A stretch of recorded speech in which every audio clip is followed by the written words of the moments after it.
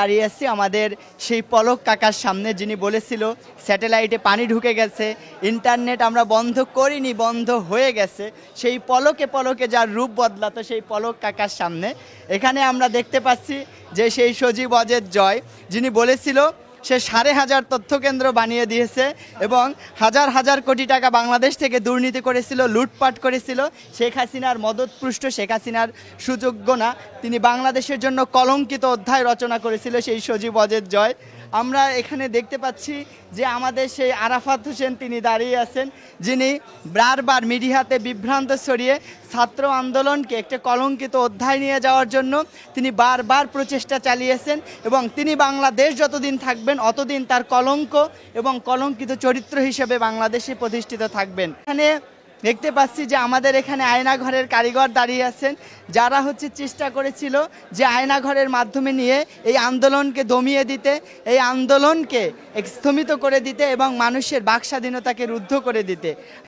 আমাকে দেখতে পাচ্ছি আকামের মাল যাকে বলা হয়, যিনি বাংলাদেশের অর্থ মন্ত্রণালয়কে লুটপাট করার জন্য বাংলাদেশের অর্থ ব্যবস্থাকে ভেঙে দিয়েছিল এবং বাংলাদেশের যে আর্থিক প্রতিষ্ঠানগুলো আসছিল এখান থেকে তিনি হাজার হাজার কোটি টাকা লুটপাট করেছিলেন। সেই আকামের মাল এখানে দাঁড়িয়ে আছেন। আমরা এখানে দেখতে পাচ্ছি আমাদের সকলের পরিচিত সেই ভণ্ড দরবেশ, যিনি নৌকায় উঠে তার দাড়ি শেষে তিনি পালিয়ে যেতে চেয়েছিল কিন্তু সে পালিয়ে যেতে পারে নাই, সেই সালমান এফ রহমান, যিনি বাংলাদেশের ব্যাংকগুলোকে দেউলিয়ার পর্যায়ে নিয়ে গিয়েছিল এবং বাংলাদেশকে যাতে করে দেউলিয়া করা যায় তার সকল ধরনের কার্যক্রম তিনি সম্পন্ন করেছিলেন। সেই ভণ্ড দরবেশ এখানে দাঁড়িয়ে আছে।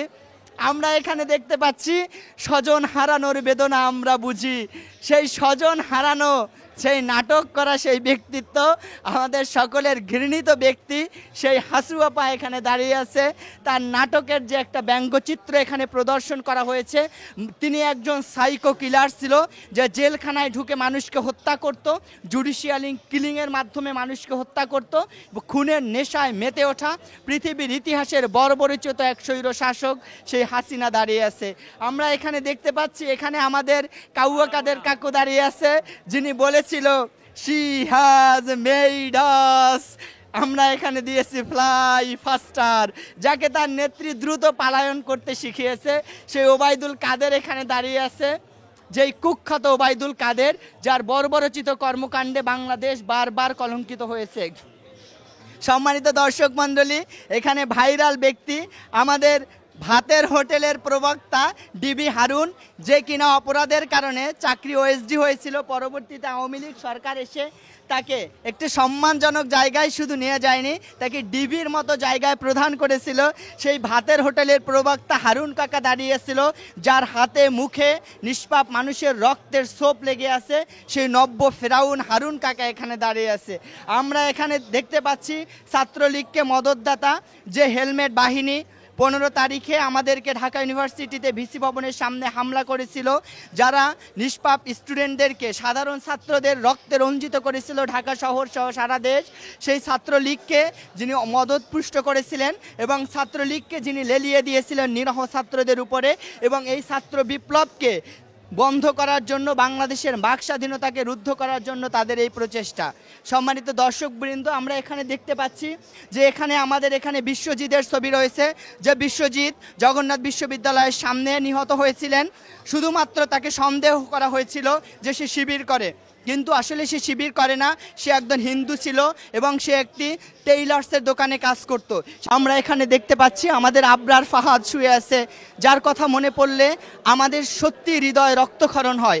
সেই আবরার ফাহাদ, যে কিনা শুধুমাত্র দেশের স্বার্থে বাংলাদেশকে রক্ষা করার জন্য, বাংলাদেশের সাথে ভারতের যে অন্যায্য অসম চুক্তি হয়েছিল তার বিপক্ষে কথা বলার জন্য সেই বুয়েটের কুখ্যাত বর্বর ছাত্রলীগ তারা তাকে পিটিয়ে পিটিয়ে শহীদ করেছিল।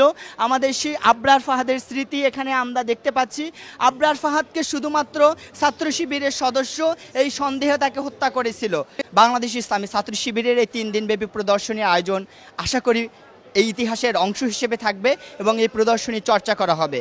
বাংলাদেশের হাজার মানুষের রক্তের বিনিময়ে, শত শত ভাইয়ের চোখের বিনিময়ে, শত শত মানুষের মায়ের বুক খালি করার বিনিময়ে আমরা যে স্বাধীনতা পেয়েছি, স্বাধীনতার স্মৃতি যাতে করে মানুষের মুখ থেকে মুছে না যায়, তরুণ প্রজন্ম যাতে করে তাদের এই চেতনাকে ধারণ করতে পারে এবং ভবিষ্যতে বাংলাদেশে যদি কোনো প্রকারের স্বৈরশাসন মাথাচাড়া দিয়ে উঠতে পারে, যাতে করে তারা আবার আবু সাঈদের মতো, মুগ্ধের মতো তাদের জীবনকে বিলিয়ে দেওয়ার জন্য, সাজিদের মতো জীবনকে বিলিয়ে দেওয়ার জন্য তারা প্রস্তুত থাকে, অন্যায়কে রুখে দিতে পারে। এজন্য প্রেরণা হিসেবে কাজ করবে বাংলাদেশ ইসলামী ছাত্র শিবিরের এই 3 দিনব্যাপী প্রদর্শনী।